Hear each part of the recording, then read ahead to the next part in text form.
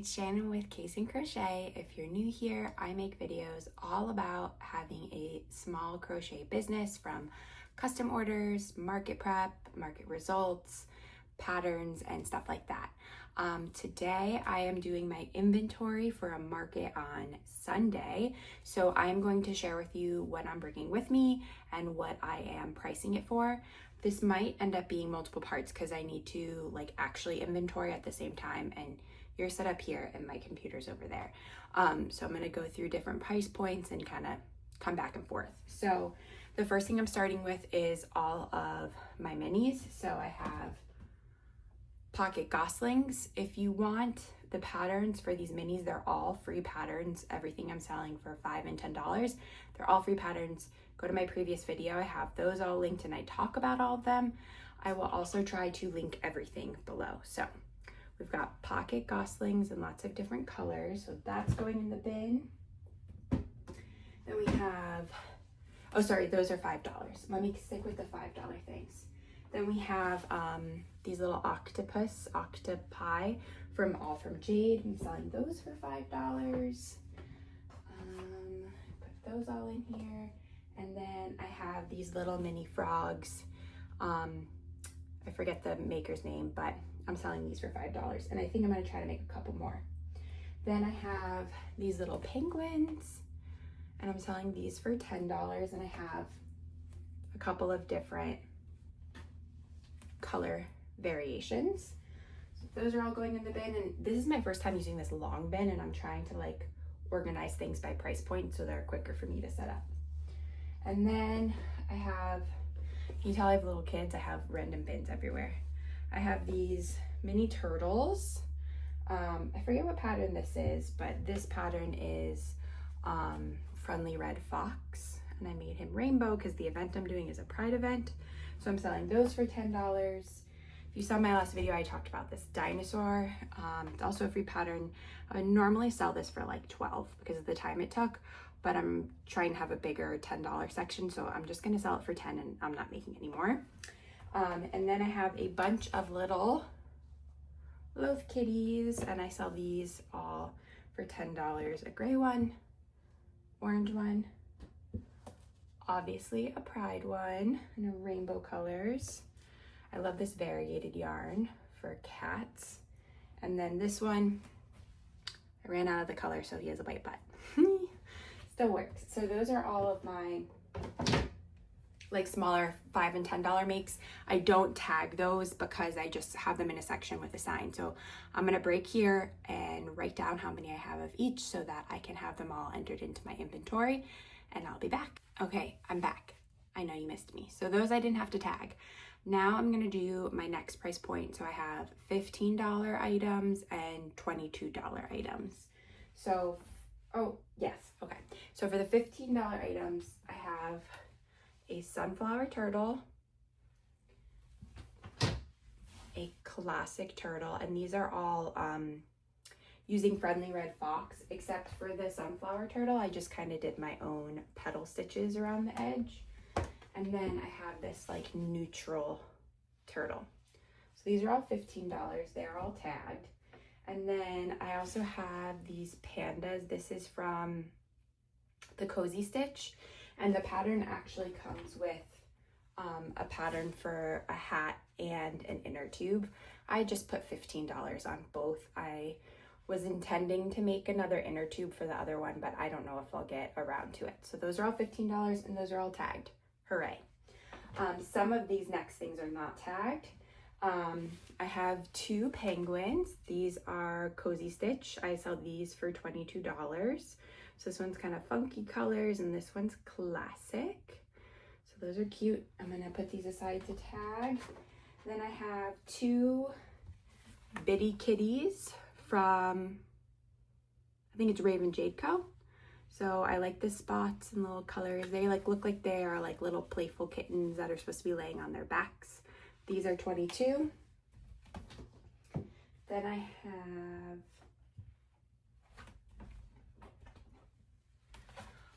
Della ducks. So I have a yellow. I sell these for $22.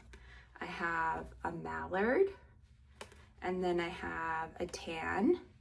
I only have a headband for one. I actually find that these sell better when they don't have their headbands on.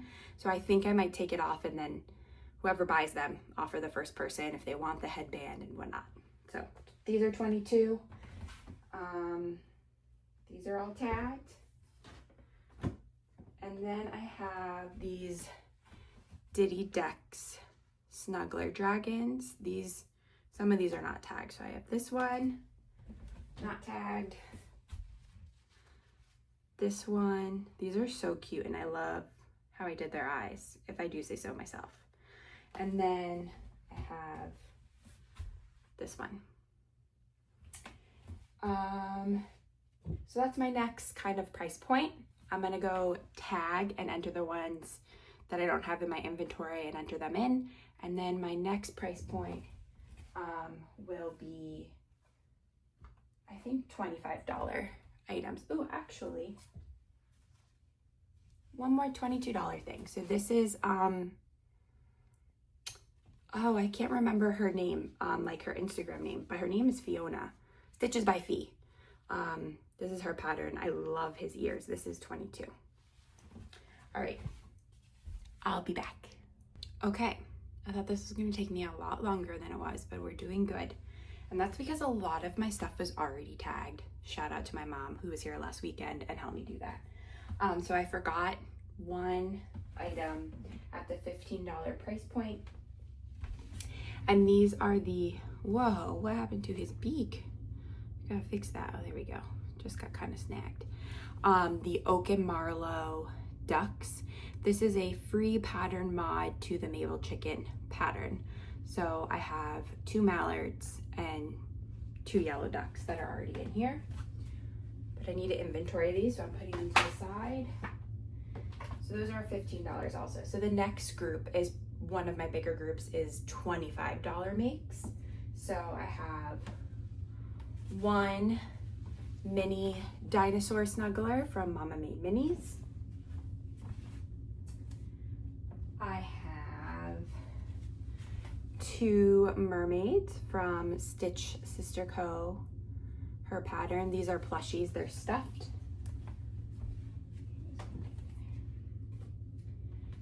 Then I have 2 unicorns from Moon Sprouts, and this one I made rainbow.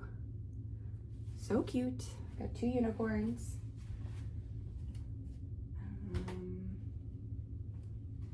Then we have 2 monkey snugglers. This is Mama Made Minis Mav Monkey.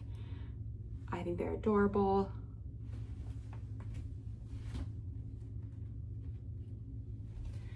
Then 2 kitty snugglers from Mama Made Minis pattern. I did this a little different. I crocheted in their ears instead of sewing them on, and it was so much easier. One less thing to sew. Love it. Then I have, again, these are $25, 2 Itty Gentry giraffes from BK Crochet. This one I gave little fuzzies and fuzzy tail. This one has a fuzzy tail too. I love these giraffes.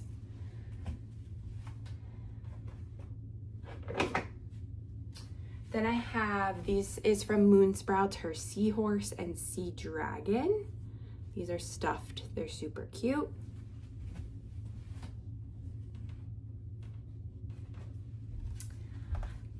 Ooh, look at his ear. I have 1 puppy from, I think it's 7 and Sway. I did her pattern test for this puppy. He's a snuggler, he's cute. And then 1 flamingo from Love Knots. I've shown this guy before, but I love how she does their little feet in the pattern. Comes out really cute. And then, yeah, that's, oh, one more thing. The last thing I have is, I can't remember the name of this designer, but again, I'll link everything, but this is a little interactive toy. It's a beehive, and inside the bees, I put little bells, but they don't jingle like bells because they're like inside the stuffing, so they make just like little rattle sounds, and that's exactly what I wanted. So got 2 little bees in a beehive, so this is like a little baby or toddler toy. I love this. So that is $25 also. Okay, that's that price point. Then I have 2 more price points, which is $30 and $35 coming up next. Okay, hopefully you're not sick of me going back and forth, but also I don't have a fancy craft room. I've said that before. This is my like spare bedroom, office for my 9 to 5. I have my yarn upstairs. I have projects in here. It's all over the place. So this is my next price point. These are like $30 and $35 items. So I have 2, these are from Loops to Lovies plushies. They're Tessa Tiger. I made 1 rainbow, of course, 1 classic. Oh, and those I sell for $30. They're definitely more complicated with all the color changes, the paws, so they're $30. Then I have this koala from Kinder Knots. He's $30. 1 Lenny Lobster from Mary Mac Hooks. He is $30. I had a red one at my last market and he sold, and I just haven't had time to make another one.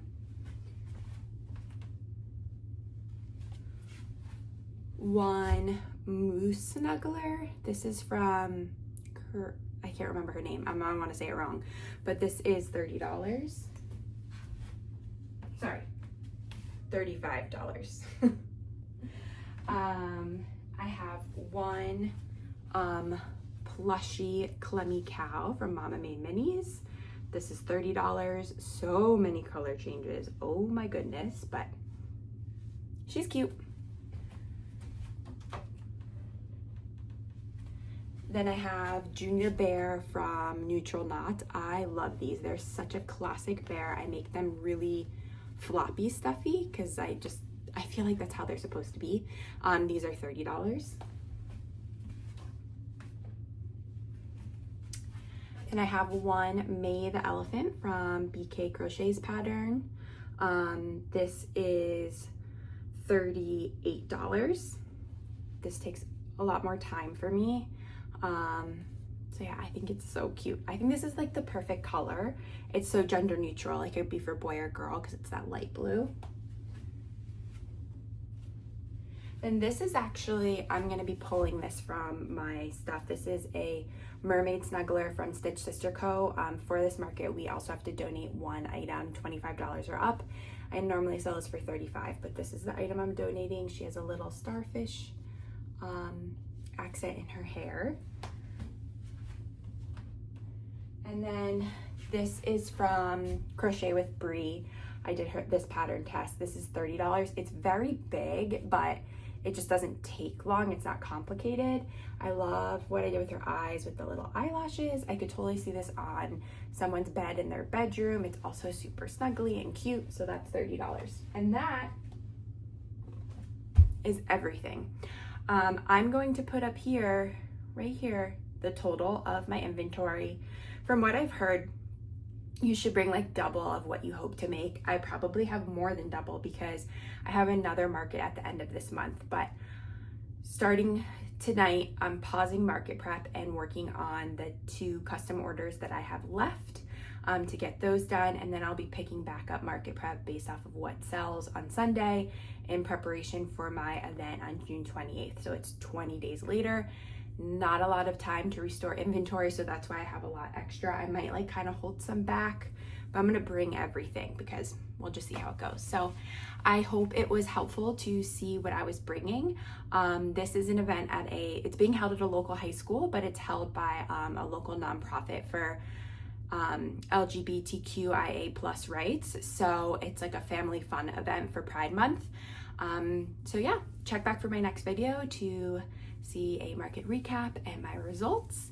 If you aren't already, make sure you subscribe, and if you made it this far, comment below what your favorite thing I showed was. Maybe it's one that you've made before, something new, or just one that you thought was extra cute. But thanks for being here and thanks for watching. Make sure to subscribe and like. See you next time.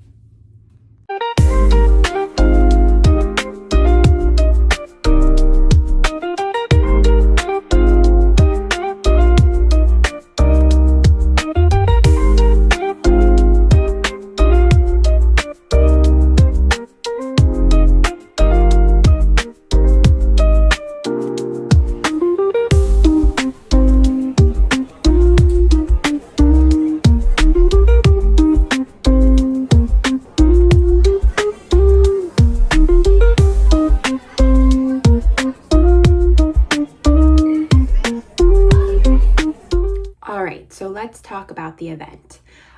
It was a Pride event held at a local high school, but it was held by a local nonprofit. So it was not affiliated with the high school. That was just kind of their event space. I've been to events at this school before, held by other local organizations. So like not events by the school. I've also been there for events by the school. So when I didn't get my booth assignment until the night before.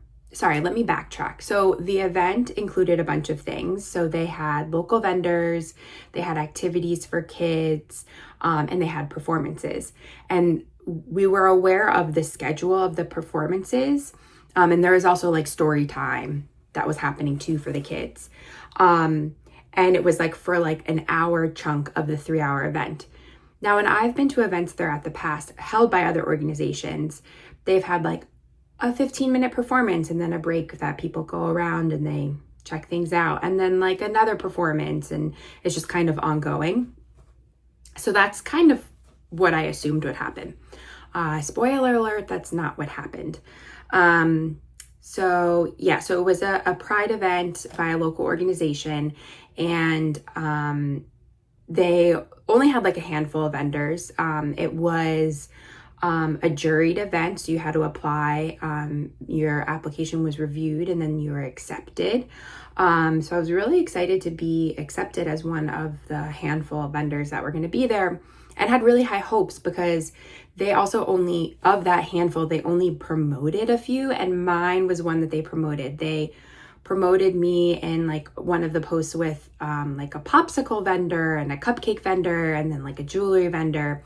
And then I had tagged them in a couple of things that I shared that I would be bringing with me, and they reshared those. So I was like really excited, like, oh, they're excited to have me there. They think this is going to resonate well with their community. And I thought it would too, because it was like a family event, and crochet plushies and stuffies and stuff like that's perfect for family events. Anyways, so I got my booth assignment the night before, and I knew I was going to be an inside vendor, and then there were some that were outside with the activities. I saw where I was, and I was like down a hallway with nothing else and 2 other vendors. And then everything else was on the other side of the indoor part of the school, and then like the way that you got to the outside was on the other side of the school. So I was already slightly disappointed with my location, but I still tried to have a good outlook on it. I also saw we were right next to the bathroom, so I thought, okay, then people are going to come down here, so maybe it won't be so bad with where it's located. So I got there to set up, and it was bad. My location was not good. It was down this hallway. Sure, the bathrooms were there, but there was just like nothing else. And like the space between us and like the previous area of vendors where stuff was happening was pretty big. Like you kind of had to like look down the hall to say, oh, there's a couple more vendors down there. Like, why would you come to us? The other vendors were much more accessible from the other activities going on. And then on top of that, the performance that was supposed to last an hour, that was like an hour on the agenda, was an hour straight, which I didn't know. I mean, I didn't ask, but it ran actually an hour and a half plus, because people started sitting down a little bit beforehand. So I would say almost an hour and 45 minutes. A majority of the people were in the cafeteria area of the school where there's a stage. So it was a 3-hour event, and more than half of the event, people weren't walking around. And for the performance, there was nobody staffing the other activities that the organization was hosting. So like, why would people walk around? So that affected all vendors, right? There was like nobody walking around for almost half of the event that we were all sitting there. So I could tell by looking down the hallway of the other people inside. Also, at the beginning of the event, someone came to my table and she goes, oh, the other crocheter outside beat you out. And I was like, what? And I believe that there's space for everybody. Like, I tend to look for events that limit the number of similar vendors. I don't have a lot of time to attend events. I have 2 little kids. I have a full-time job. Like, I kind of want to get more bang for my buck. And I understand I will not always be or often be the exclusive vendor, but there was only like 15 vendors and there were apparently 2 other crocheters. So almost a quarter of the vendors were crocheters, and it was advertised as a juried event that wouldn't have overlap. So that was frustrating. And then I was in a terrible spot. The other vendor, one of the other crochet vendors, was on the other side of the indoor place near all the activities, and the other one was outside where there was lots of activities and easy access from where the performance was happening. So all that is to say, you know, I feel a little frustrated from the organization of the event. At the end of the day, it was a nonprofit and it was a fundraiser. So my booth fee went towards the nonprofit. It supported the community that I live in. So it's great. I just get a little frustrated because I don't have a lot of time to do these types of events. And I went in anticipating something different, partly on my own assumptions, but also partly on how it was advertised. So anyways, I didn't make a lot of sales. I had 8 sales for the 3-hour event. And most of them were small items. All that is to say is if you didn't watch my last video about the free pattern market makes, go back and watch that because those were popular. So I'm going to go through my sales, but I'm also going to share with you guys items that got a lot of love. I think another issue for this event is they wanted to bring in vendors as a fundraising aspect, but a lot of the people that attended were just there to see like their kids or friends perform and not to partake in the shopping aspect. Like people weren't there to shop. So people weren't there to shop. So a lot of my items got like a lot of love, but people weren't purchasing them. And I have 1 item or 2 items that are $35, a couple 30, and then everything else is 25 and below right now that I have and that I brought for this event. Just kind of knowing it was a family event and people aren't like necessarily shopping for gifts like they would in like the holiday time. Anyways, I will, if I have pictures, I'll put a picture of the item up next to me here. I'll also link all the patterns in the description below, and I'm going to share with you what I sold them for. I'm looking down at my notebook that I write everything down in. So my first sale was one of the pocket goslings, the flamingo one that I made. I don't think I have a picture of it, but I share it in my last video where I highlighted that pattern. I sold that for $5 to one of the kids that was in the kids chorus that performed. I sold that right at 3 o'clock when the event started, which is like when they stopped having their practice. They saw my table and they bought one of the goslings. Then that same girl came back about 20 minutes later and she purchased one of my pink bees. I actually didn't have it out. I had one regular bee out. I had made this pink bee intending to make more colors and I just didn't have time. She was looking at the yellow one and I said, I have a pink one too. And she was really excited. She was getting it for her sister. So I sold that for $7. Then the next thing I sold was at 3:32, which I sold one of the blue octopuses. I don't think I have any pictures of the octopi that I made, but it's all from Jade's pattern. I shared it in my last video and showed them. That sold for $5. And then somebody came by shortly after and bought the purple one. For the octopi and the frogs, I did rainbow colors because it was a pride event, so I had one in like each color of the rainbow. The next thing that sold was one of the rainbow turtles that I made from the Friendly Red Foxes pattern for $10. Again, I don't have an individual picture of that, but I shared it in my last video. And then my next purchase was that was at 3:40 p.m. So from 3 to 3:40 p.m., which I didn't make another sale until 4. So the first hour, I only made like $32, which was my booth fee. My booth fee was $30, so that's good. And then the performances started like right around 4. So my next sale is at 4 o'clock. It was my biggest sale of the evening. She bought the teal Diddy Dex Dragon. I'll post a picture of that. My yellow Della Duck and then one of the yellow pocket goslings that match the Della Duck, which was cute. I didn't even think about that, how I can match the pocket goslings with the Della Ducks. So the teal dragon was $22, the mini Della Duck was $22, and the yellow gosling was $5. So that purchase was $49. That was at 4 p.m. Then my next sale wasn't until 4:54 p.m. and I sold 2 mini loaf cats. They're $10 each. So there was a whole hour where I didn't make any sales, where honestly nobody came to my table. The performance was still going on at that time. It was just like they walked out with their kids to kind of walk around early. And then my last sale came at 5:26. I didn't share this, but the event was from 3 to 6 p.m. At about 5, I would say like 5:10, 5:15 is when the performance ended. So it was from like 4 to 4:15. A mom that had walked by with her baby at the very beginning came back and bought my yellow Diddy Dex Dragon for $22. And that was everything I sold. So let me look at my spreadsheet for my totals. Hold on, I have that here. So at the event itself, I sold $123. I paid a $30 booth fee. I also donated an item to the raffle, but I actually donated an item I've had for a while and hasn't been selling. It was still cute, but it just hadn't been selling, so that was fine. And I love supporting nonprofits, so I work in nonprofit, so I get it. So with 123 minus 30, I made like $93 from a 3-hour event.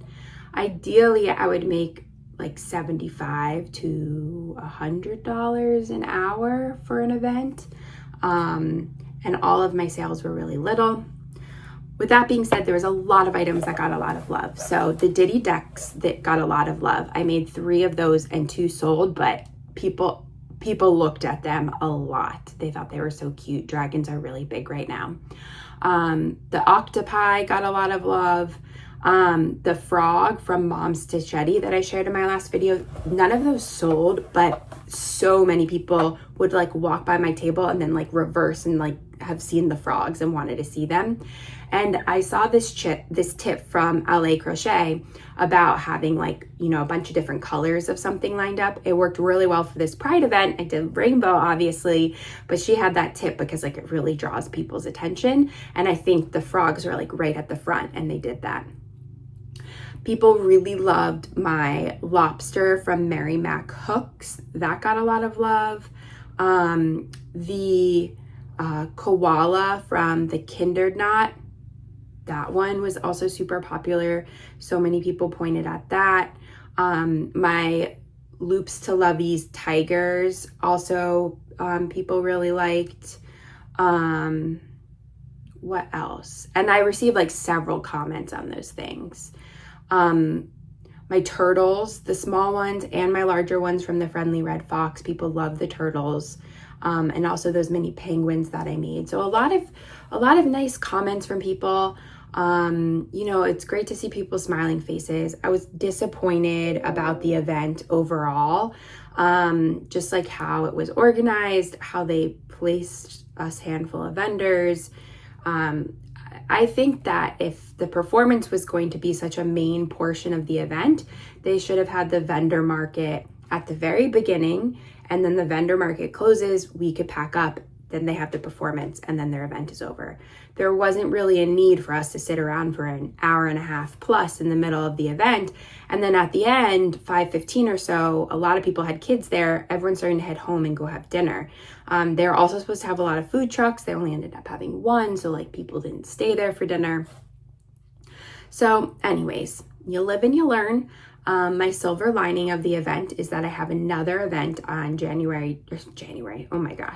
on June 28th. So I'm posting this video a week later, but it will have been 20 days from that event. This event was June 8th. I have another on June 28th. I don't have to make a ton of inventory. I need to make some more of those Diddy Dexes. I was gonna make some more loaf cats. And then the event on June 28th is at a local co-op, like grocery store co-op. So there's going to be more adult shopping. So I was going to make some of those like hanging plants I jotted down a couple of other things that I want to make, and some other kind of summer themed things since it's going to be at the end of June. So I don't really need to replenish a lot of the things that I have. I have a couple of additional things I want to make, and now I don't have to rush to make them. I don't have to feel rushed making the custom orders that I have to do. I also have a pattern test to finish this week. So silver lining, I feel a little less stressed because I didn't sell a lot. So always find the positive in things. I also now know more questions to ask when I apply for events. If there's going to be a performance, when is the performance? How long is the performance? And then I can decide if I think it's worth my personal time based off of my decisions of what events I want to attend. So if you are a small business owner of a handmade craft and you are, whether you're new to doing markets, you've done them for a long time, you're thinking of doing them, hopefully my experience with this event also helps you on things that you can think of and ask about. Since I knew there was going to be performances and stuff and what the setup was going to be like, I definitely could have asked more things, and now I know to ask more things. So anyways, I'm really looking forward to my event at the end of June. I applied for one event in August, but I plan to take July off to kind of work on my inventory for the fall, because right now I have 3 events coming into the fall. One's in the middle of September, which is like kind of fall, could be fall, could still be hot. I have 2 in October, and then I'm trying to find a holiday market to do in November. I'm also going to be consigning at another new location. I consign at a local farm store, and then a local doggy daycare is taking some local artisans to consign. So I'm gonna have some items to bring there. So things are busy. Hopefully you enjoyed this. You enjoyed hearing about my experience. Let's see, if you made it this far, maybe share in the comments what you're most looking forward to this summer. I am most looking forward to some time that feels slower. I work a full-time job too, and I just am looking forward to those days where I'm sitting in the backyard and the kids are playing in the water table and we've got music playing and it just feels chill. And maybe I have a crochet project next to me that's hopefully not getting splashed on. That would be nice. So that's what I'm looking forward to this summer. Let me know what you're looking forward to in the comments below. And if you are working on something while you watch this, pop it down there with your comment too. Don't forget to subscribe, give this video a like. I really love doing these videos. I watch so many creators myself, and I am ecstatic to be one of the ones that you watch. So thanks for joining me, and check back in for my next video coming at you next week. Why you always in the mood? I'm acting brand new. I ain't trying to tell you what to do, but try to